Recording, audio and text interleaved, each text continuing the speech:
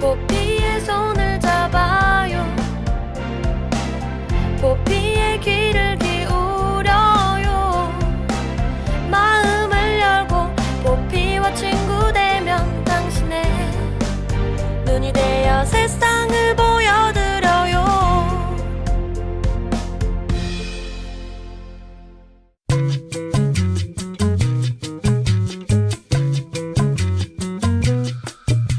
무더운 여름 갈증을 못 이겨 팥빙수나 주스 같은 음료 찾는 분들 많으시죠? 그런데 이런 음료 대부분에 당이 지나치게 많이 들어가 있어서 문제라는데요. 네, 서울시가 시판 중인 빙수류와 주스류 80여 종을 분석한 결과 생과일 주스와 빙수는 한 번만 먹어도 하루치 권고 기준을 훌쩍 넘었다고 합니다.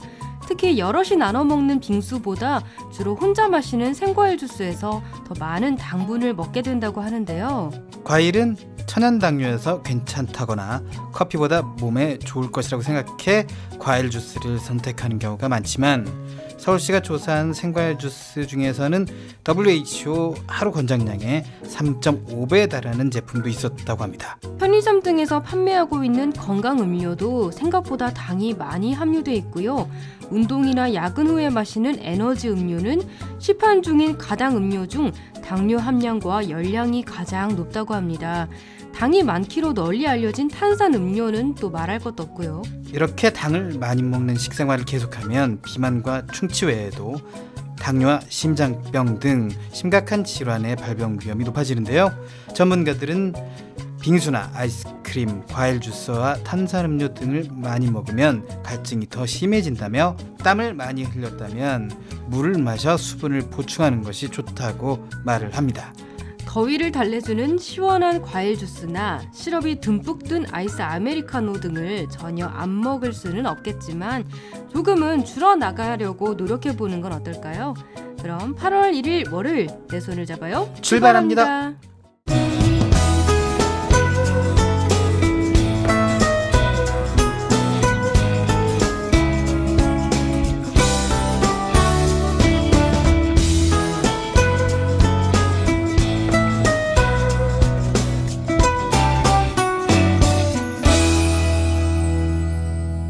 안녕하세요. 내 손을 잡아 진행의 권순철입니다. 안녕하세요, 홍옥희입니다. 네, 감기 걸렸어요.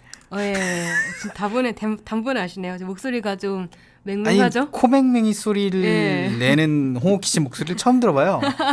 감기 잘 안 걸리잖아요. 예, 그 여름에 갑자기 난데없이 감기에 걸려가지고 죽겠더라고요, 지금. 그러게요. 네. 네, 참 감기 조심하시기 양해해 주시길 바랍니다. 네.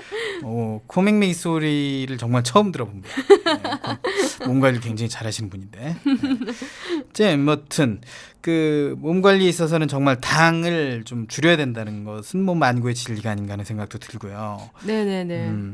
이게 무조건 몸에 좋다고 믿고 고르기 쉬운 과일 주스의 경우에도 이게 당이 많이 들어가 있는 거 저도 좀 처음 알았습니다. 그러게요. 좀 충격적이었어요. 이 과일 주스가 요새 좀 싸게 대용량으로 파는 게 엄청 유행이잖아요. 네, 그렇죠. 그래서 사람들이 생과일 주스를 이렇게 싼 가격에 먹을 수 있다니라고 하면서 굉장히 잘 마시고 시작했는데 이게 또 당이 엄청 많다고 하니까 약간 좀 충격적이었어요. 뒤통수 맞은 느낌도 들고. 네. 그러니까 네. 건강 음료가 아니었어요. 네, 과일 자체에 당도 있기 때문에 말이죠. 인공당 첨가뿐만 아니라 과일도 많이 먹으면 별로 몸에 좋지 않을 수 있습니다. 그렇기 때문에 네.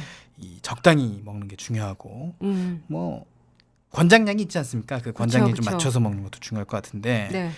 이 WHO에 따르면 전 세계 인구 4명 중에서 1명은 당 중독이고요.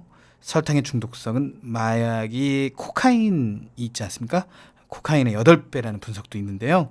뭐든지 지나치면 독이 된다는 거 모두 잊지 말고 건강한 식생활 하시기 바라겠습니다. 네. 그러면 내 손을 잡아요. 코너 소개부터 해드릴게요. 네. 여름의 뜨거운 열기를 이어갈 신나는 축제들이 8월에도 계속됩니다. 오늘 이야기 톡톡에서는 8월에 가볼 만한 축제에 대해 알아봅니다. 경제적, 신체적, 정신적으로 위기를 겪고 있는 사람이나 가정을 대상으로 종합적인 지원을 해주는 맞춤형 복지 서비스가 있다고 합니다. 오늘 권순철의 함께 사는 세상에서는 통합사례관리 서비스에 대해 알려드립니다. 홍옥희의 그림 읽어주는 여자에서는 레오나르도 다빈치의 생애와 작품에 대해 얘기 나눠보겠고요. 이국제 정보톡톡에서는 24시간 물 건강 생활법에 대해 알아봅니다. 내 손을 잡아요에서는 여러분의 많은 참여를 기다리고 있습니다. 참여할 수 있는 방법은 다양합니다. 페이스북에서 KTV 국민방송 인터넷 라디오를 검색하면 저희 페이지가 나오는데요. 그쪽으로 메시지 주시거나 아니면 인터넷에서 포피 채널을 검색하면 블로그를 통해서도 참여가 가능합니다. 많이 참여해주세요. 청년은 꿈꿉니다. 패션 디자이너가 되고 싶다고. 요리사가 되겠다고. IT 전문가가 꼭 되고 싶다고. 우리는 이 청년들의 꿈에 날개를 달아주고 싶습니다. 청년희망재단, 대한민국 청년을 응원합니다. 청년 희망 아카데미, 청년 취업의 길잡이가 됩니다. 여러분의 기부로 청년 희망을 응원해주세요.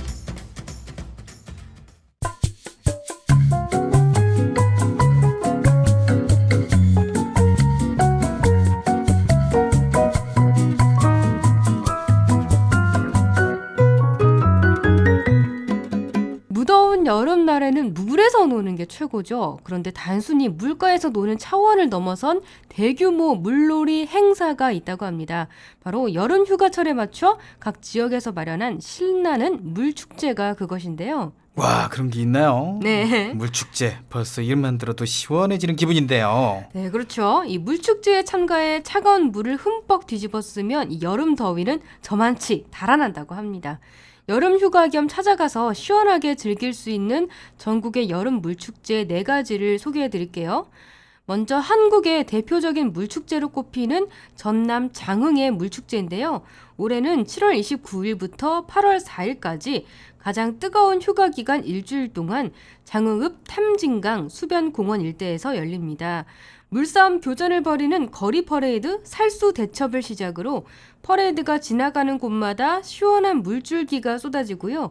퍼레이드가 도착하는 탐진 강변에서는 축제 내내 오후 2시부터 물대포와 물풍선, 물총이 한데 어우러지는 물싸움이 펼쳐집니다.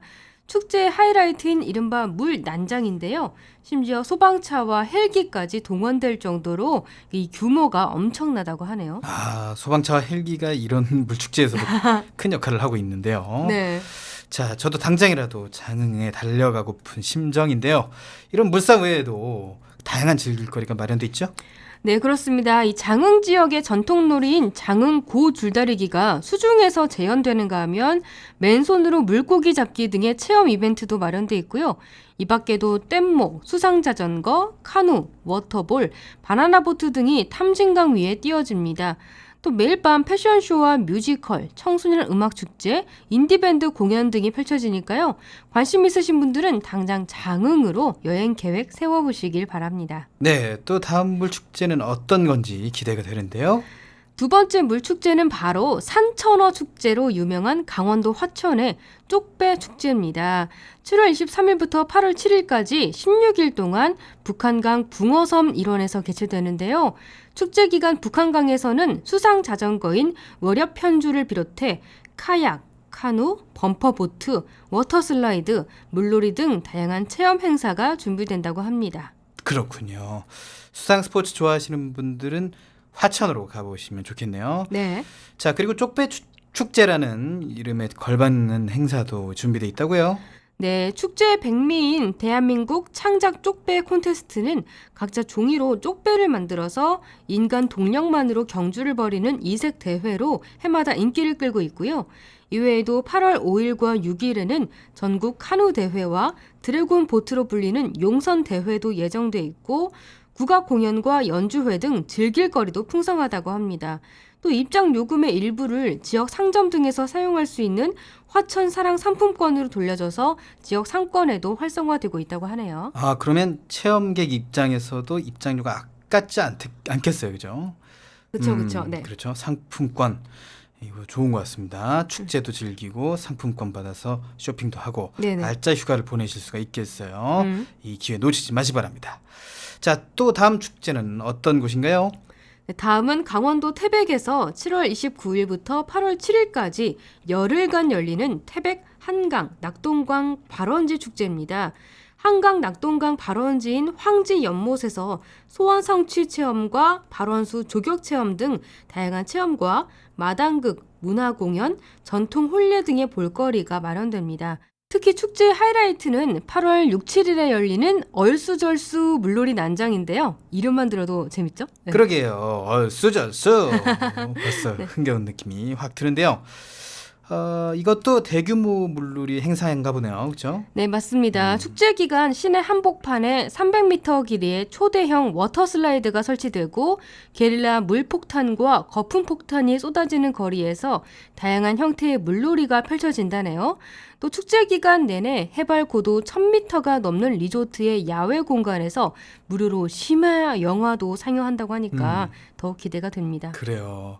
낮에는 물놀이, 밤에는 심야 영화까지 정말 알찬 휴가가 될 것 같다는 느낌이 듭니다.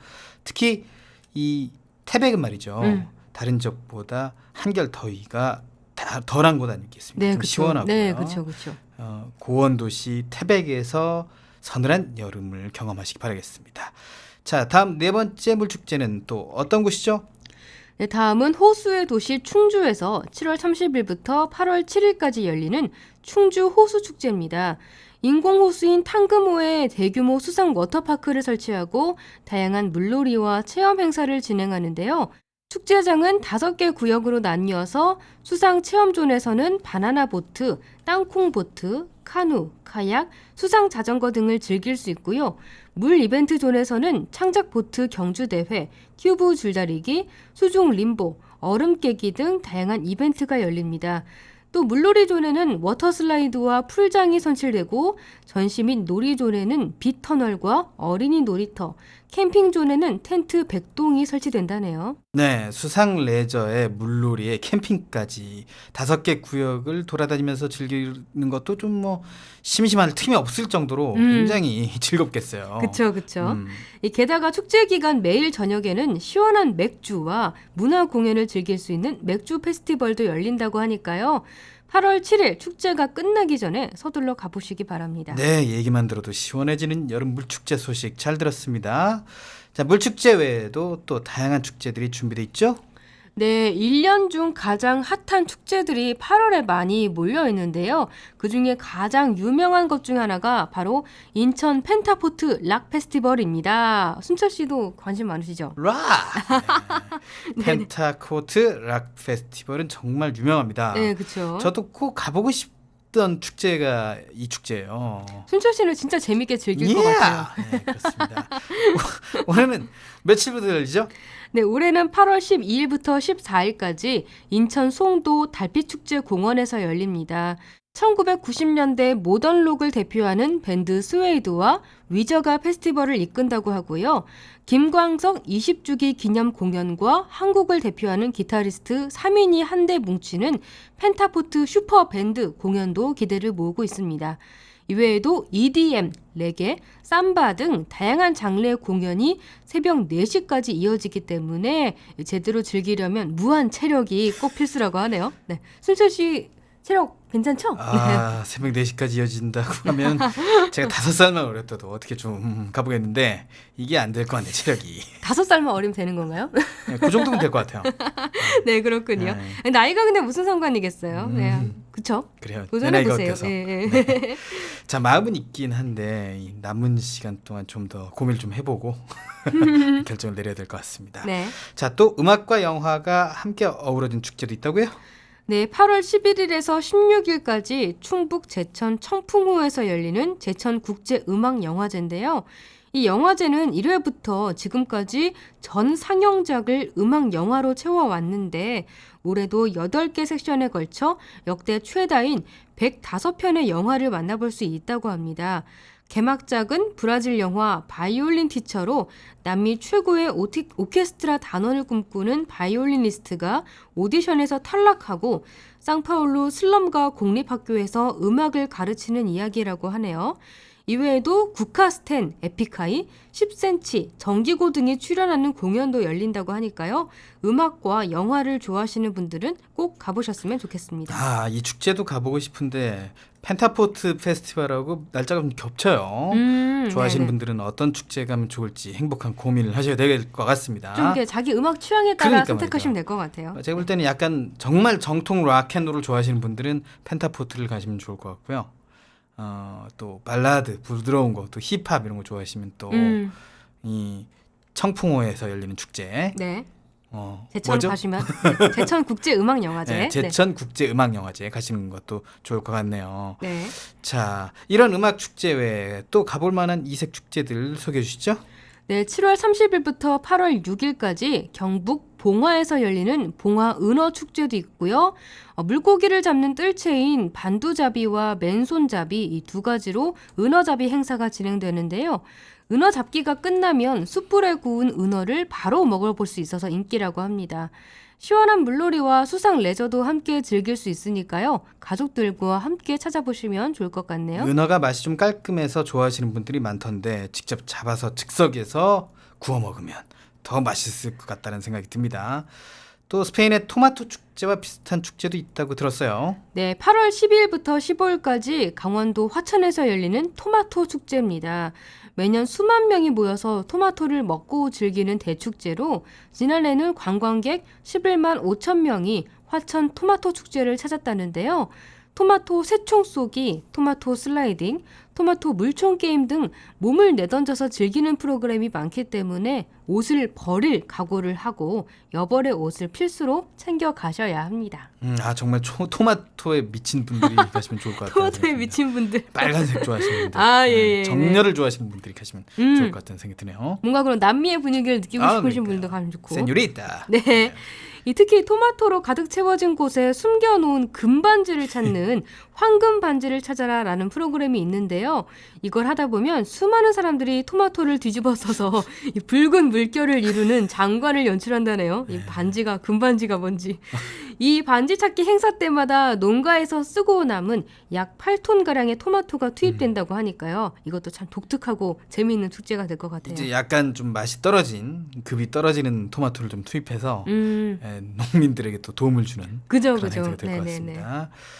정말 재미있는 축제들이 많은데 그래도 마지막으로 하나만 더 소개 좀 해주시죠.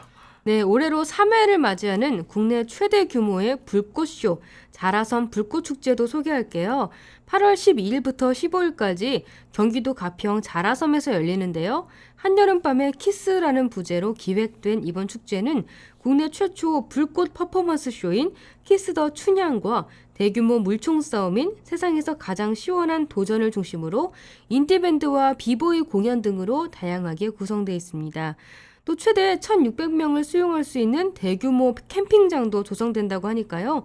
여름의 마지막 불꽃을 활활 태워보고 싶은 분들은 자라섬으로 가보시길 바랍니다. 자라섬은 여름에도 좋지만 가을에 재즈 페스티벌 하니까 그때 그쵸. 또 찾아가시면 좋을 것 같고요. 네.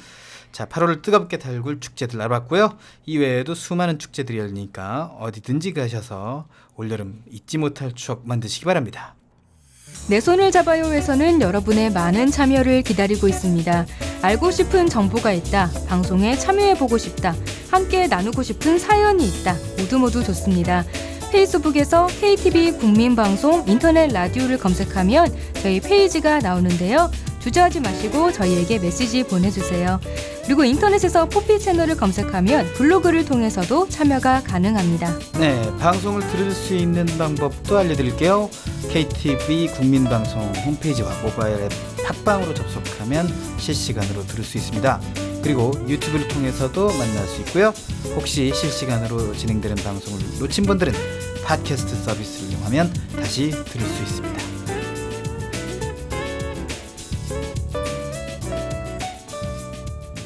공공개혁, 공공비효율은 줄이고 국민 혜택은 늘리고 노동시장 개혁, 청년 일자리를 만들어가고 금융개혁, 경제의 맥박을 뛰게 하고 교육개혁, 배움이 즐거움이 되는 능력 중심의 사회를 만들고 공공, 노동, 금융, 교육, 4대 개혁 100년의 미래를 만드는 오늘의 혁신.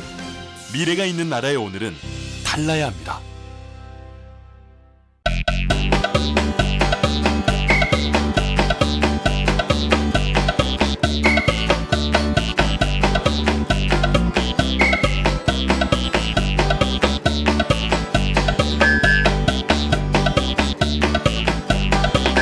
여러분은 지금 KTV4B 채널 내 손을 잡아요를 듣고 계십니다. 네, 이번 시간은 권순철의 함께 사는 세상입니다. 네.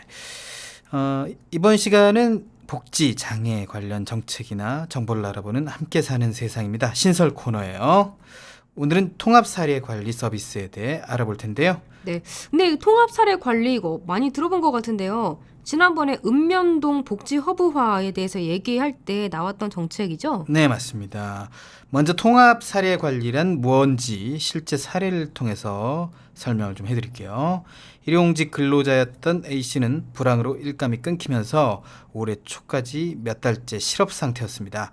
아내는 우울증이 있는 데다가 자녀는 주의력 결핍 과잉 행동 장애를 갖고 있어서 생계가 막막한 상황이었는데요. A씨는 최저 생계비를 받을 수 있는 국민기초 생활보장제를 신청했지만 근로 능력이 있다는 이유로 탈락됐다고 합니다. 네, 이 근로 능력은 있어도 현재 직업이 없는 상황인데 참 안타깝네요. 일을 쉬고 싶어서 쉬는 게 아니잖아요. 그러게 말이에요. 하지만 이런 A씨의 사연을 알게 된 지자체는 상담을 통해서 A씨에게 긴급 생계비와 체납 공과금을 지원했습니다. 또 A씨를 일자리 종합센터에 연계해 건설회사 취업을 돕고요. 아내와 자녀가 건강증진센터를 이용할 수 있게 도움을 줬다고 하네요. 네, 한 가지에 대해서만 지원해 주는 게 아니고 가정 전체가 다시 일어날 수 있도록 이런 종합적인 도움을 주는 거죠. 네, 맞습니다. 이런 A씨의 사례는 통합사례 관리가 잘 적용된 경우라고 할 수 있는데요. 통합사례 관리란 도움이 필요하지만 스스로 해결 방법을 찾기 어려운 대상을 찾아 지속적인 상담과 복지, 보건, 고용, 주거, 교육 등 다양한 서비스를 연계해서 제공하는 제도입니다. 자칫하면 복지 사각지대로 밀려날 뻔한 A씨가 통합사례 관리 덕분에 다각도로 지원을 받으면서 재기의 발판을 마련하게 된 거죠. 네, 그렇군요. 이 저소득층이나 위기 가정은 물론이고 장애인들도 이 제도에 도움을 받는 경우가 많을 것 같아요. 네, 그렇죠. 네. 최근에는 서울 용산구에서 훈훈한 사례가 있었다고 하는데요. 이 사례도 소개해드릴게요. 뇌병변 장애 2급인 수희 씨는 지난해 노숙인 생활시설에서 남편 철수 씨를 만났는데요. 이들은 쪽방에 살림을 차리고 소박한 신혼생활을 시작했고 얼마 후 수희 씨가 새 생명을 잉태를 했지만 부부의 거주 환경은 열악하기 그지없었다고 합니다. 이에 용산구는 이들 부부를 위해서 SH공사에 신혼부부 전세 임대주택 입주 보증금 지원을 요청했고요. 다행히 작년 겨울 전세 임대주택 입주 대상으로 선정되고 쪽방을 떠나 따뜻한 새 보금자리를 마련할 수 있었다고 합니다. 아, 네, 너무 잘 됐네요. 임신했을 때는 특히 안전하고 쾌적한 환경이 중요하잖아요. 아이도 무사히 잘 태어났겠죠? 네, 그런데 출산 일주일 전에 수희 씨가 만삭의 몸으로 화장실에서 미끄러지는 바람에 네. 정강이뼈가 골절되는 사고가 있었다고 하는데요. 오, 네, 진짜 놀라셨겠는데요? 아이는 무사했나요? 네, 그래도 다행히 아이는 무사해서 이들 부부는 건강하게 태어난 아이를 안고 한참을 기뻐했다고 합니다. 네네. 자, 용산구에서는 또 수희 씨가 산후조리 서비스를 받을 수 있도록 성 프란치스코 장애인 종합복지관을 연계해주고요.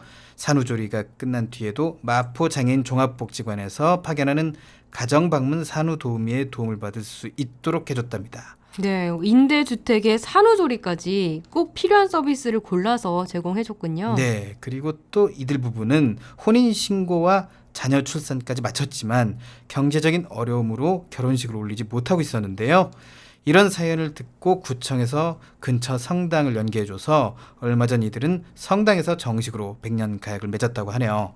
성당 관계자와 구청 직원들만 참석한 조촐한 결혼식이었지만 부부의 얼굴에는 웃음꽃이 떠나질 않았다고 합니다. 네, 결혼식까지 정말 이 마음이 훈훈해지는 그런 이야기였습니다. 이렇게 종합적인 지원을 받으면 서서히 몸도 마음도 생활도 안정을 찾아서 다시 일어설 힘을 키울 수 있을 것 같아요. 물고기를 잡아주기보다는 낚시하는 법을 가르쳐주라는 말이 생각이 나네요. 네, 맞습니다. 통합사례관리는 경제적, 정신적 위기를 겪는 사람들에게 일시적인 도움이 아닌 장기간에 걸친 종합적인 지원을 통해서 스스로 자립할 수 있게 돕는 것을 목표로 하고 있어요. 네, 이렇게 세심한 지원을 하려면 서비스 담당자의 역할이 중요할 것 같은데요. 어떤 분들이 이 일을 담당하시나요? 네, 이런 일을 도맡아서 하시는 통합사례관리사라는 분들이 계십니다. 이들은 생업이 어려운 가정이 있다는 신고가 접수되면 그 가정을 방문해 실태를 파악한 후 문제의 상황에 대해 맞춤형 복지 서비스를 연계해주는 역할을 하고 있고요. 어려운 이들에게 따뜻한 마음으로 다가가서 적극적으로 도움의 손길을 내밀고 있어 소외계층에게 많은 호응을 얻고 있다고 합니다. 네, 그렇군요.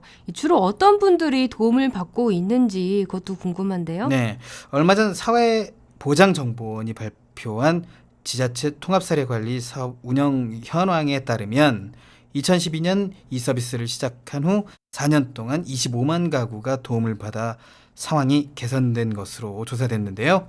대상자 가운데는 독거노인이 32.6%로 가장 많았고요. 다음은 청장년 1인 가구 18.9%, 한부모 가구 18.1% 순이었다고 합니다.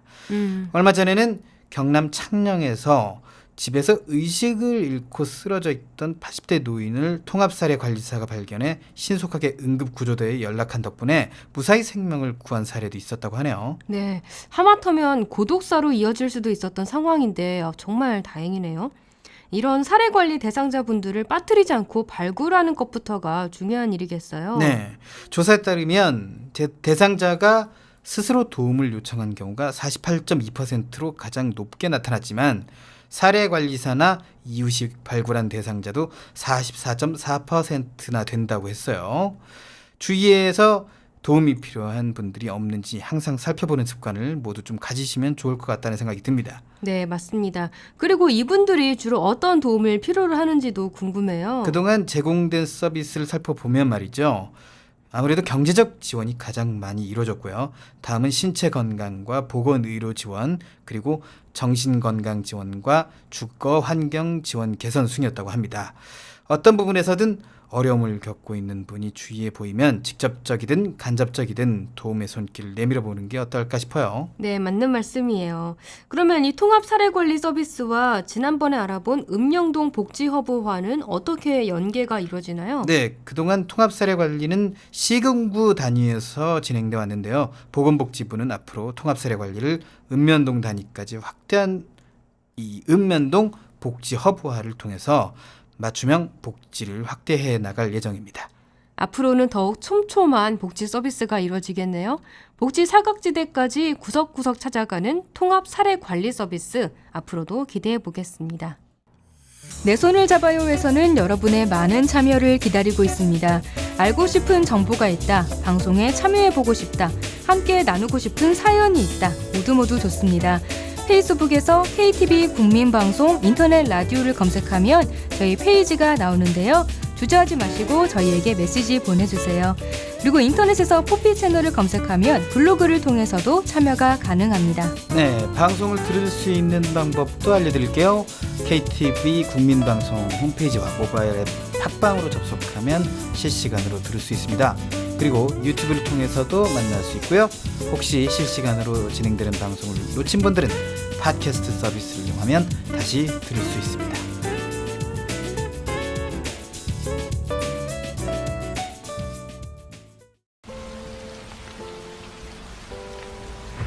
몇 년 전 집안에 강도가 들어 끔찍한 경험을 한 A씨. 그때의 충격으로 밤마다 악몽을 꾸고 대인 기피, 공황장애까지 겪고 있습니다. 피해 발생 후 범죄 피해자들이 겪는 충격과 공포, 심리적인 고통을 없애기 위해 법무부에서는 피해자와 그 가족을 대상으로 심리치유 전문기관인 스마일센터를 운영하고 있습니다.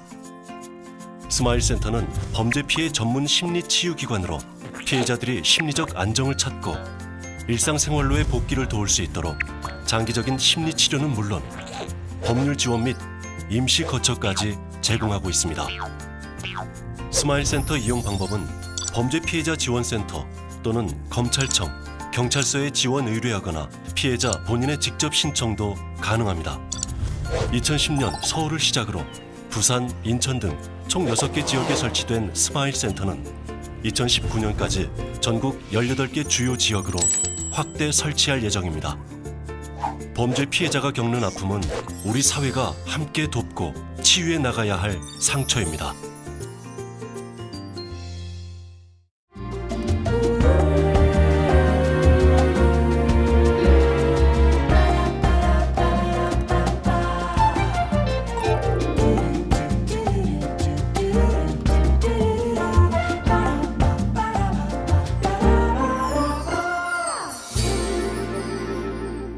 네, 이번에는 홍옥희의 그림 읽어주는 여자입니다. 오늘은 어떤 그림을 만나볼까요? 네, 오늘은 레오나르도 다빈치의 생애와 작품에 대해 얘기 나눠볼게요. 오늘은 르네상스 시대의 천재이자 화가였던 레오나르도 다빈치의 삶과 그의 작품에 대해서 자세하게 소개하는 시간을 가지려고 합니다. 우리는 천재라는 말 되게 쉽게 쓰지만 되게 천재다, 너 천재다 이런 말 쉽게 쓰지만 레오나르도야말로 진정한 천재의 전형이라고 할 수가 있어요. 그가 얼마나 대단한 사람인지 그 이야기를 하려고 합니다. 네, 레오나르도 다빈치 이름은 정말 익숙한데 모나리자, 최후의 만찬을 그렸다는 것 정도만 알고 좀 사실 몰랐어요, 잘. 레오나르도에 대해 더 잘 알 수 있는 그런 시간이 되겠어요? 그쵸. 이 사람의 삶에 대해서 소개해 드릴 거니까요. 네. 먼저 레오나르도가 어떤 사람이냐 하면 미술가 열전이라는 책으로 르네상스 화가들의 전기를 쓴 조르조 바사리가 묘사한 내용으로 잘 알 수가 있습니다. 그는 책에 이렇게 썼어요. 우리는 이따금씩 자연이 하늘의 기운을 퍼붓듯 한 사람에게 엄청난 재능이 내리는 것을 본다. 이처럼 감당 못할 초자연적인 은총이 한 사람에게 집중되어서 아름다움과 사랑스러움과 예술적 재능을 고루 갖게 되는 일이 없지 않다. 그런 사람은 하는 일조차 신성해서 무사람들이 감히 고개를 들 수 없으니 오직 홀로 밝게 드러난다. 또 그가 내는 것들은 신이 손을 내밀어 지은 것과 같아서 도저히 인간의 손으로 만들었다고 보기 어렵다. 레오나르도 다빈치가 바로 그런 사람이다. 네, 극찬 중에 극찬이네요. 네, 극찬을 아주 엄청 길게 써놨죠. 이 첫 번째 구절에서 자연이 하늘의 기운을 퍼붓듯 한 사람에게 엄청난 재능을 다 몰아서 주는 경우가 있다라고 했는데 그만큼 레오나르도는 다방면에 박식하고 뛰어난 업적을 남긴 사람입니다. 회화 말고도 인체 해부학, 수학, 물리, 천문, 식물, 지리, 토목, 기계 등 인간이 할 수 있는 모든 분야의 업적을 남겼고요. 또 그냥 좀 아는 정도가 아니라 모두 전문적인 지식을 가지고 있었어요. 네, 그래서 레오나르도 다빈치는 천재라고 불리는 거죠. 네, 레오나르도가 어떤 삶을 살았는지 먼저 살펴보고 다시 그가 남긴 업적에 대해 이야기할게요. 레오나르도는 1452년 피렌체 근교의 빈치에서 태어났습니다. 이 지명을 따서 그의 이름이 다 빈치가 된 거겠죠? 그런데 레오나르도는 서자였습니다. 네. 이 아버지는 공증인인 세르 피에로이고 어머니는 농사꾼의 딸인 카타리나였어요. 이렇게 두 사람은 신분 차이로 결혼을 하지 못했습니다. 레오나르도가 태어날 때 그의 아버지는 다른 여자와 결혼을 했습니다. 네, 레오나르도가 서자였군요. 아버지를 아버지라고 부르지 못하고. 네, 그런 거죠. 자, 그러면 사회적으로 차별받지 않았을까요? 네, 그랬죠. 이 레오나르도는 출생 신분 때문에 의사와 약사 같은 전문적인 일을 할 수 없었고 대학도 갈 수 없었습니다. 레오나르도는 다방면에 뛰어난 사람이었지만 그 능력이 무색하게도 선택할 수 있는 직업이 많지 않았어요. 그가 15살이 되던 해에 아버지는 안드레아 델 베로키오라는 화가의 공방에 아들을 견습생으로 보냈습니다. 레오나르도가 대생의 소질을 보였고 또 서자가 할 수 있는 직업 중에 화가가 그나마 가장 나은 직업이었기 때문이에요. 그렇군요. 이 서자가 아니었다면 화가가 아니라 더 뛰어난 사람이 됐을 수도 있다라는 예상을 그런 해보죠. 거죠. 그림은 좀 그냥 취미 정도로만 네, 하고 그런 그랬던 말이죠. 것일 수도 있었죠. 자, 그런데 레오나르도의 뛰어난 능력 때문에 스승이 오히려 그림을 접게 된다면서요? 네, 이거는 좀 꽤 알려진 에피소드예요. 허드렛 일을 하면서 견습 생활을 보내던 레오나르도에게 마침내 스승의 그림 일부를 도울 기회가 옵니다. 레오나르도는 스승의 그림 그리스도의 세례에서 그 한 귀퉁이에 아기 천사를 조그맣게 그리게 됐어요. 그런데 이 천사들을 보고 스승이 깜짝 놀랍니다. 자신이 그린 주요 인물보다 레오나르도가 천사를 훨씬 더 잘 그렸기 때문이에요. 제자를 뛰어넘을 수 없다는 걸 깨달은 스승 베로키오는 이후 그림을 접고 조각상에만 전념했다고 전해집니다. 먼 훗날 레오나르도는 이런 말을 했대요. 스승을 능가하지 못하는 제자는 무능하다. 아, 네. 제자는 무조건 스승을 뛰어넘어야 한다는 무능한 거죠. 제자들이 너무 많은데. 그렇죠. 이게 생각보다 되게 어려운 그게 일이에요. 말이에요. 네. 역시 청출어람이 레오나르도 다빈치를 두고 하는 말이었어요. 네, 그렇죠. 말 나온 김에 그러면 레오나르도의 업적에 대해서 얘기해 볼까요? 네, 아까 말했듯이 레오나르도는 회화, 건축, 철학, 시, 작곡, 조각, 육상, 물리학, 수학, 해부학 등 인간이 할 수 있는 모든 분야에 능했어요. 또 여러 가지 악기를 잘 다뤘고 직접 악기를 만들기도 했습니다. 나라에 저명한 외국 손님이 오면 정식 파티와 만찬회를 주관해서 그렇게 파티를 만들기도 했어요. 파티 플래너였던 거죠. 우리식으로 하면. 지금 현대식이죠. 네, 현대식으로 하면. 그리고 또 토목도 그가 관심을 가진 분야였어요. 직접 수차와 수문을 만들고 방대한 영지를 관계하는 새로운 방법을 개발하게 됐습니다. 또 비행기와 잠수함을 만드는 데도 관심을 기울였는데요. 이것들을 설계하는 과정에서 기중기와 자동 드릴을 제작하는 새로운 방식을 고안했습니다. 특히 레오나르도가 뛰어난 업적을 남긴 분야가 인체 해부학이었어요. 그는 평생 사람과 동물의 해부도를 그렸습니다. 당시 의학에 종사하던 사람보다 훨씬 세밀하고 정교하게 그렸어요. 그는 화가는 해부학에 무지해서는 안 된다고 말하던 사람이었습니다. 화가가 인체를 그리려면 해부학의 기초에서 그렇게 정확하게 그려야 한다는 그런 의미죠. 네. 그래서 그는 무려 성별과 나이를 불문하고 39가 넘는 시체를 해부했어요. 시체 방부제도 없던 시절이라 이 썩는 냄새를 참아가면서 일주일 동안 한 시체를 살펴본 그의 열정은 진짜 대단하다고 할 만하죠. 의학계에도 많은 발전을 가져오지 않았을까 하는 생각도 드네요. 이 그렇죠. 그림만 네. 보면. 자, 여러 분야에 박학다식할 수 있었던 이유가 그런 열정에 있었나 봅니다. 자, 그런데 레오나르도에게 치명적인 단점이 있었다는데요? 네, 이렇게 문어발식으로 여러 분야에 관심을 두고 지식을 지닌 사람이 가질 수밖에 없는 단점이 이런 게 아닐까 싶어요. 레오나르도는 끈기가 부족했습니다. 그러니까 모든 사람에게 다 단점이 있어요, 진짜. 그쵸, 그쵸. 예. 뭐 하나의 집요하게 뭐 빠지는 스타일이었지만 오래가는 타입은 아니었어요. 네, 그런 저는 거죠. 굉장히 오래가는 타입인데. 아, 그렇군요. 관심사가 한정돼 있어서 그런 건가요? 그럴 수도 있겠죠. 네. 네, 레오나르도는 뭐 하나에 빠지다가도 그거를 미처 다 끝내기도 전에 다른 데에 눈을 돌리고 그거에 빠지기 일쑤였어요. 예를 들면 대형 기마상을 만드는가 싶더니 곧바로 신형 대포를 제작해야겠다는 생각이 들어서 기마상은 포기하고 대포를 만드는 데 집중합니다.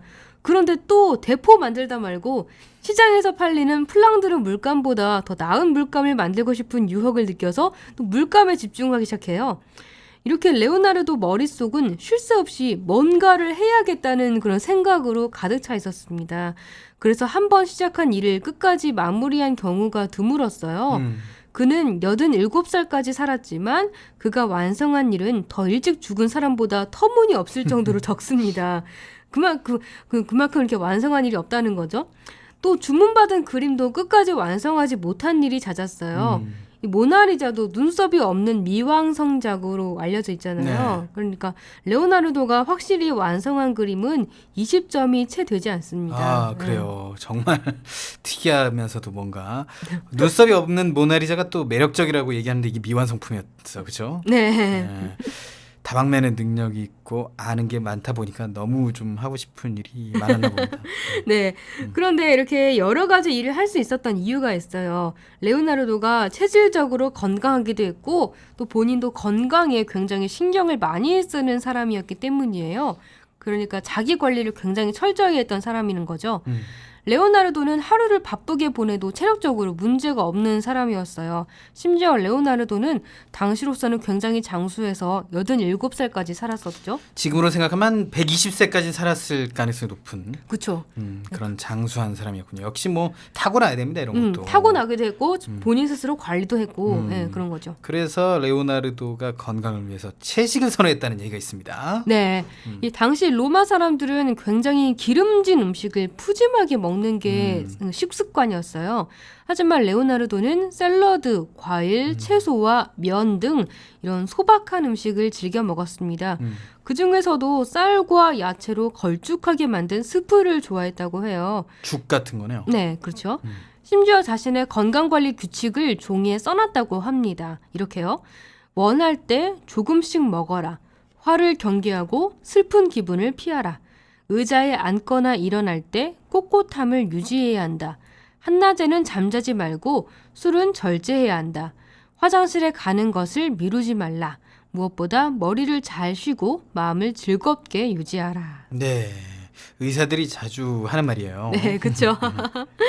그리고 레오나르도는 잠도 길게 자지 않았어요. 몇 시간만 자고 일어나면 몸이 가뿐해져서 하루에 20시간 이상 활발히 활동해도 지장이 없었다고 합니다.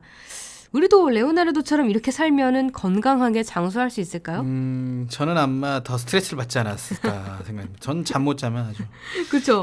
그리고 또 뭐 채식하고 소식하고 안 됩니다. 자세 신경 쓰고 이러다 보면 자세는 제가 좀 괜찮습니다. 아, 그렇군요. 근데 아무튼 이렇게 너무 신경 쓸 게 많다 보면 오히려 스트레스를 좀 받을 것 같아요. 이런 것도 좀 체질에 맞는 사람이 할 수 있는 게 아닌가 네. 싶어요. 이 레오나르도는 말년에 이탈리아에서는 또 다른 천재 화가들이 나타났죠. 이 미켈란젤로와 라파엘로라는 또 다른 젊은 천재들의 등장으로 미술 분야에서 더 이상 자신의 역할이 없는 것 같은 그런 기분을 느꼈어요. 그러던 차에 마침 프랑스 왕실의 초청을 받아서 프랑스에 가서 프랑스와 1세의 궁정화가로 활약합니다. 그리고 프랑스 앙부아즈에서 사망했습니다. 여기까지가 알려져 있는 레오나르도 다빈치의 삶이에요. 이제 그의 삶을 다시 한번 정리하면서 작품 이야기까지 같이 해드릴게요. 르네상스 화가들의 일생을 쓴 미술과 열전의 저자 조르조 바사리가 레오나르도 다빈치에 대해 한 말입니다. 레오나르도 다빈치는 이탈리아 피렌체 근교의 빈치에서 태어났습니다. 그는 공증인 세르 피에로의 서자로 태어나 대학도 갈 수 없었고 할 수 있는 직업이 한정돼 있었습니다.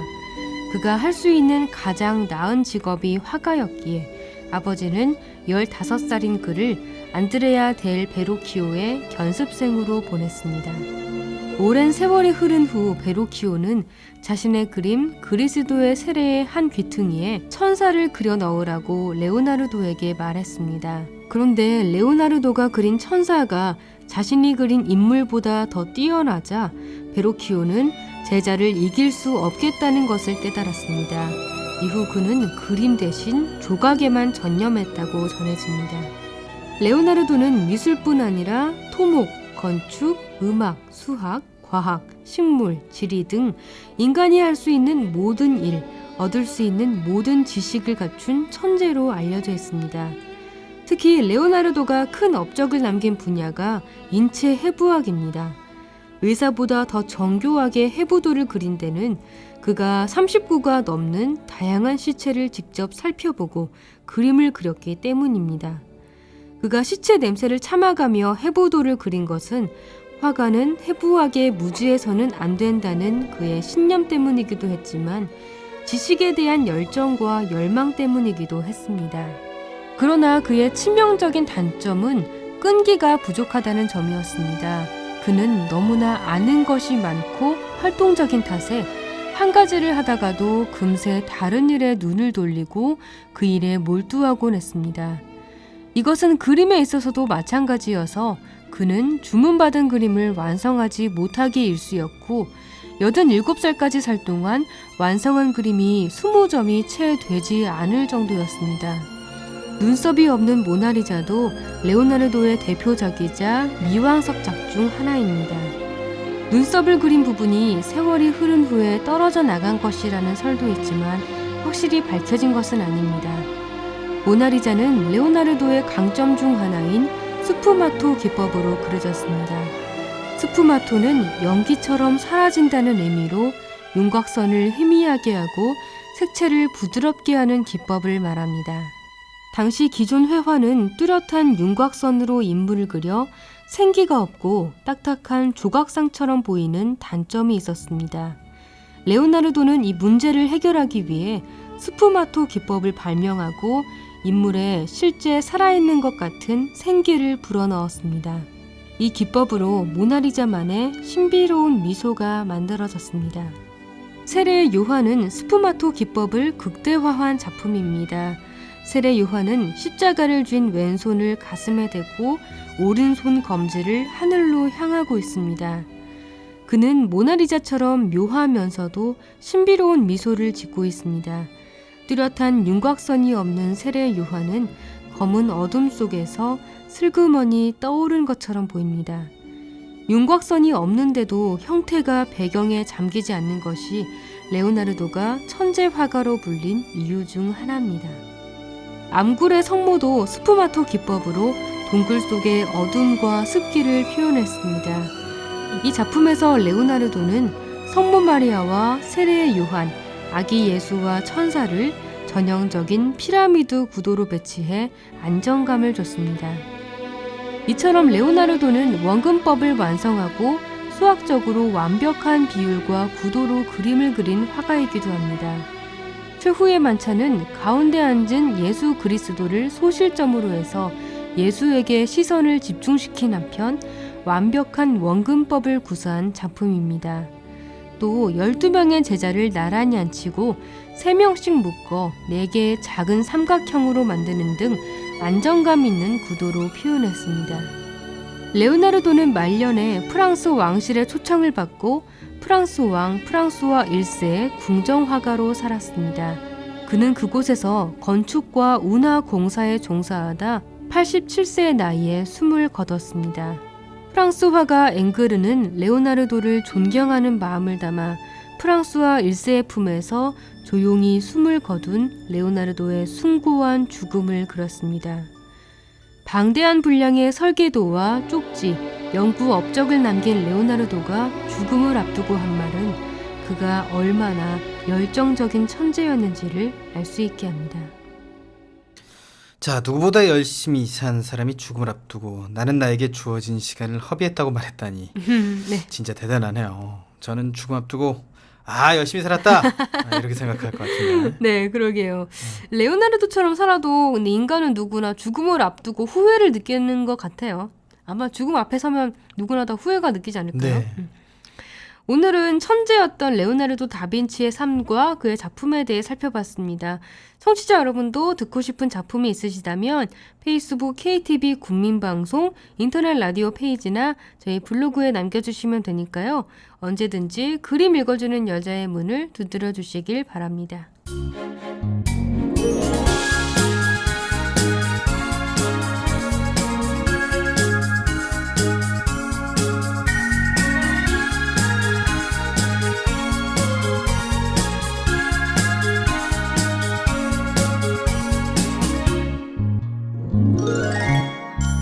이번 시간은 이국제 정보톡톡입니다. 생활 속 유용한 정보에 대해 소개해드리는데요. 오늘은 어떤 정보가 기다리고 있죠? 네, 물이 건강에 좋다는 것 모두 잘 알고 계시죠? 그러면 물을 언제, 얼마나 먹는 것이 가장 효과적일까요? 오늘 이국제 정보톡톡에서는 24시간 물 건강 생활법에 대해 알려드립니다. 정보 톡톡. 여러분 실생활에 도움이 될 만한 정보들을 찾아 소개해드리는 정보 톡톡. 오늘은 24시간 물 건강 생활법을 소개합니다. 건강을 챙기려면 물을 많이 마시라고 하죠. 물을 충분히 마시는 것이 우리 건강을 위해 매우 중요하다는 사실은 아무리 강조해도 지나치지 않습니다. 아시다시피 물은 우리 몸의 모든 곳에 영향을 끼칩니다.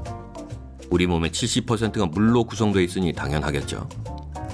보통 성인 기준으로 하루에 2000cc, 즉 2리터 정도의 물을 마시는 게 좋다는데 실상 순수한 물만으로 그만큼 마시는 게 쉬운 일은 아닙니다. 체중에 따라서 필요한 물의 양도 다를 테고요. 아무튼 그래도 하루에 7, 8잔만큼은 꼭 마시라고 하죠. 물은 어떻게 마시는지도 중요한데요. 언제 어떻게 마시는 게 가장 좋은지 하루의 생활을 따라가며 구성해보죠. 아침 7시 기상 직후 물 한 잔. 기상 직후에 물을 한 잔 마시면 밤새 축적된 노폐물을 용해시켜서 몸 밖으로 배출시키므로 체내의 신진대사를 촉진시키고 원활한 혈액순환을 도우며 신장의 부담을 덜어줍니다. 더욱이 배설 기능이 강화돼서 변비 예방이나 치료는 물론 하루의 컨디션을 가볍게 시작할 수 있죠. 아침 8시 아침 식사 전 물 한 잔. 식사 전에 물을 한 잔 마시면 위장의 컨디션을 조절하며 과식을 예방하는 효과가 있습니다. 오전 10시 근무 중 물 한 잔. 사무실에 앉아 일을 하다가 지치거나 피로해질 때 찬물 한 컵을 마시면 피로도 풀리고 지루함을 덜어줍니다. 또한 흡연자라면 물이 흡연 욕구를 자제시키므로 담배를 많이 피우는 흡연가들의 건강 예방에도 좋습니다. 낮 12시 점심 식사 전 물 한 잔. 점심 식사 직전에 물을 한 잔 마시면 과식을 막아줍니다.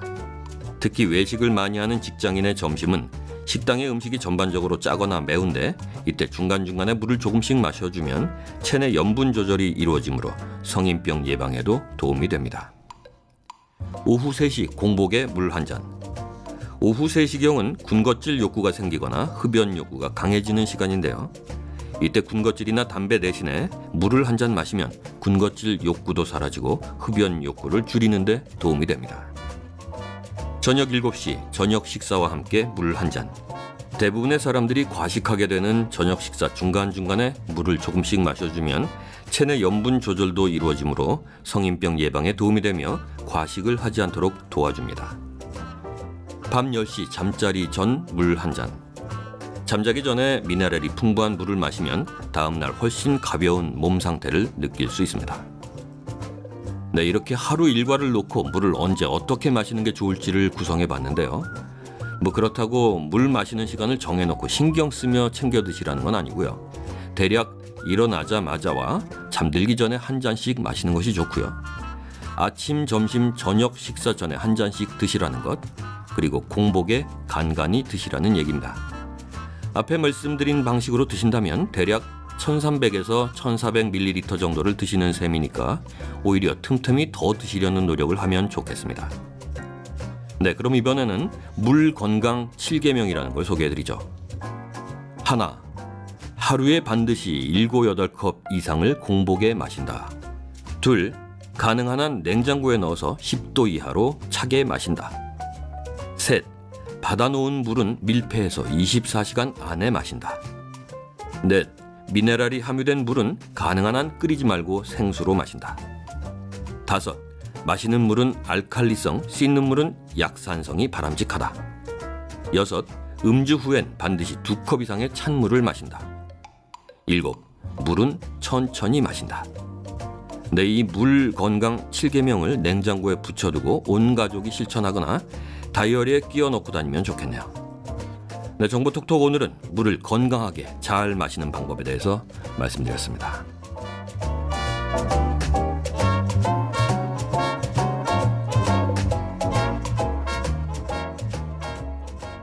네, 이렇게 시간대별로 꼬박꼬박 물을 챙겨 먹으면 공복감도 덜어주고 신체 컨디션도 조절해주니까 정말 좋을 것 같아요.